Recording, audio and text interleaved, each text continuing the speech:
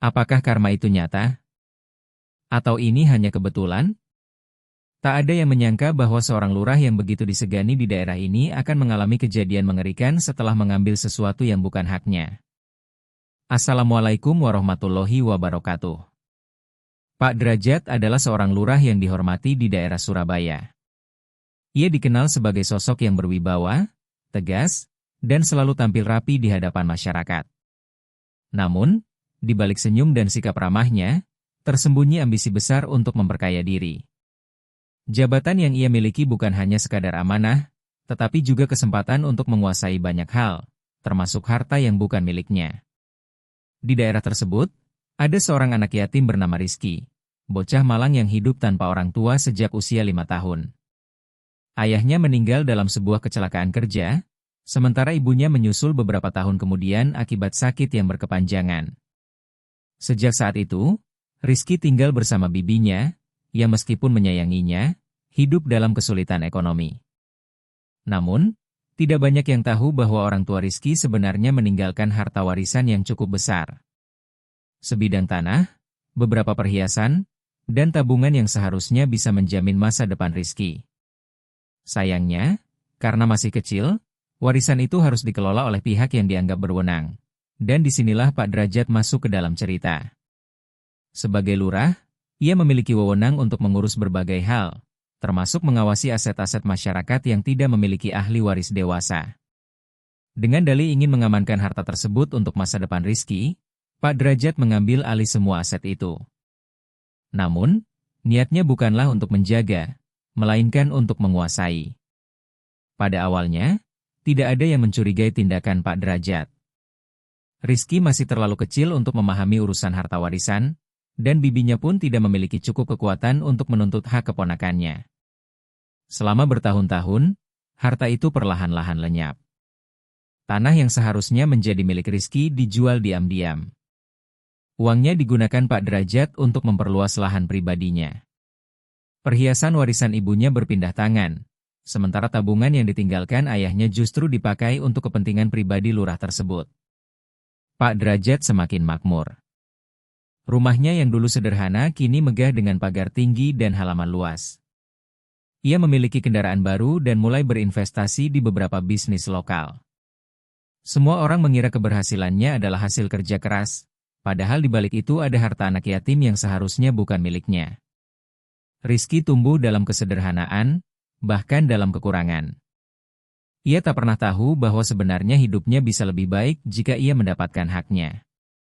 Namun, ketika usianya mulai beranjak dewasa, ia mulai mempertanyakan banyak hal.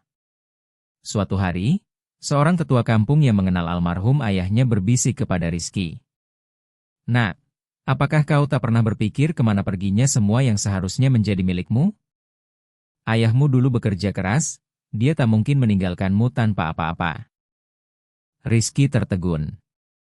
Kata-kata itu membangkitkan rasa ingin tahunya. Ia mulai mencari tahu, menggali informasi, dan bertanya kepada orang-orang yang mengenal keluarganya.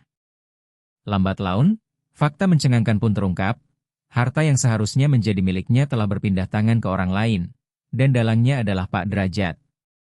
Mulai saat itu, tekad Rizky semakin kuat. Ia harus mendapatkan haknya kembali. Namun, siapa sangka, di saat yang bersamaan, keanehan mulai terjadi pada Pak Derajat. Suatu hari, di tengah acara makan malam keluarga, Pak Derajat merasakan perutnya sedikit nyeri. Ia mengabaikannya, mengira itu hanya sakit biasa akibat makan terlalu banyak. Namun, malam itu ia terbangun dengan keringat dingin. Perutnya mulai terasa berat dan membesar, seperti ada sesuatu yang berkembang di dalamnya. "Ada apa dengan perutku?" gumamnya sambil memegang perut yang terasa keras. Hari demi hari, kondisi Pak Derajat semakin buruk. Perutnya membengkak dengan cepat, tidak seperti perut biasa, tetapi lebih mirip seperti orang yang mengandung sesuatu yang aneh. Ia mulai sulit berjalan, duduk pun terasa menyakitkan. Dokter dibuat bingung. Hasil pemeriksaan menunjukkan tidak ada penyakit yang bisa menjelaskan kondisi ini. Bukan tumor, bukan penumpukan cairan, bukan masalah organ dalam, tidak ada penjelasan medis yang masuk akal. Tetangga mulai berbisik-bisik. Apakah ini hukuman karena memakan harta anak yatim? Pak Derajat terkena azab? Aku pernah mendengar kisah seperti ini, orang yang mengambil hak anak yatim tak akan hidup tenang. Pak Derajat mulai ketakutan. Mimpi buruk menghantuinya setiap malam. Ia melihat sosok almarhum ayah Rizky berdiri di depan rumahnya dengan tatapan tajam. Kadang-kadang, ia mendengar suara tangisan anak kecil di lorong rumahnya, meskipun tak ada siapapun di sana. Kembalikan. Suara itu berbisik di telinganya saat ia hendak tidur. Ia tersentak bangun, dadanya sesak. Nafasnya terengah-engah, keringat dingin membasahi tubuhnya. Ini hanya halusinasi, hanya kebetulan. Ia mencoba menenangkan diri, tapi semakin ia menyangkal, semakin sering kejadian aneh terjadi. Bisnis mulai hancur, hidup berantakan. Bukan hanya kesehatannya yang memburuk, hidupnya pun mulai berantakan. Salah satu bisnisnya bangkrut tiba-tiba, setelah seorang investor menarik dananya tanpa alasan yang jelas. Kebunnya yang luas dihantam banjir, menghancurkan hasil panen sebelum bisa dijual. Istri dan anak-anaknya mulai menjauh, takut dengan kondisi Pak Derajat yang semakin aneh. Dalam kondisi semakin parah, ia mencari pengobatan alternatif. Dukun, paranormal, orang pintar, semuanya ia datangi. Tapi tak ada yang bisa menyembuhkannya. Ada sesuatu yang kau simpan, Pak, kata seorang kiai yang ia temui. Harta yang bukan hakmu, kembalikan sebelum semuanya terlambat. Pak Derajat terdiam. Dadanya bergemuruh. Ia mulai menyadari bahwa ini bukan sekadar penyakit, ini adalah hukuman. Namun, apakah ia masih punya waktu untuk memperbaiki semuanya? Kondisi Pak Derajat semakin memburuk. Perutnya yang membengkak tak lagi bisa disembunyikan. Wajahnya yang dulu tampak tegas dan penuh wibawa kini berubah menjadi pucat dan kurus, seolah-olah hidupnya mulai terkikis sedikit demi sedikit. Malam hari, tidur pun tak lagi nyenyak. Setiap kali ia terlelap, ia selalu terbangun karena rasa sakit yang luar biasa di perutnya. Begitu banyak suara yang terdengar di telinganya, suara tangisan yang tak pernah bisa ia lupakan, suara seorang anak kecil yang seolah mengadu padanya. Sementara itu, Rizky yang kini sudah dewasa, merasa sudah saatnya untuk bertindak. Ia tidak hanya ingin mendapatkan harta yang seharusnya menjadi haknya, tetapi ia juga ingin memastikan bahwa Pak Derajat mendapatkan keadilan atas perbuatannya. Tanpa banyak kata, Rizky mulai mencari cara untuk mengungkapkan semua yang telah disembunyikan oleh lurah itu. Pada suatu sore, setelah berhari-hari mencari informasi dan mengumpulkan bukti, Rizky mendatangi Pak Derajat di rumahnya. Tak ada sambutan hangat, hanya tatapan cemas yang muncul dari mata Pak Derajat yang kini terlihat sangat rapuh. Pak Derajat, suara Rizky begitu tenang, meskipun hatinya bergejolak, saya tahu semuanya. Saya tahu apa yang telah Bapak lakukan. Harta yang Bapak ambil dari orang tua saya, itu bukan hak Bapak. Pak Derajat terdiam. Keringat dingin mengucur dari dahinya. Ia tahu saat itu juga bahwa penyesalan yang datang terlambat tidak akan bisa mengubah keadaan. Tolong, kembalikan hak saya. Saya hanya ingin keadilan, kata Rizky, suaranya bergetar, namun penuh keteguhan. Namun, Pak Derajat masih mencoba menyangkal. Ia tidak bisa menerima kenyataan bahwa hidupnya yang tanpa sempurna selama ini telah dibangun di atas kebohongan besar. Ini tidak mungkin, kata Pak Derajat dengan suara parau, saya tidak bisa, ini semua untuk masa depanmu, Rizky. Tapi di saat itu, tubuhnya semakin lemah. Perutnya terasa seperti ada yang meronta di dalamnya, sesuatu yang sangat menyakitkan, seakan-akan menghukumnya. Pak Derajat akhirnya tersungkur di hadapan Rizky. Dia tidak lagi bisa berdiri tegak. Dalam keadaan setengah jatuh, ia menatap Rizky dengan pandangan penuh penyesalan. Rizky, aku telah melakukan kesalahan besar, ucapnya dengan suara yang hampir tak terdengar.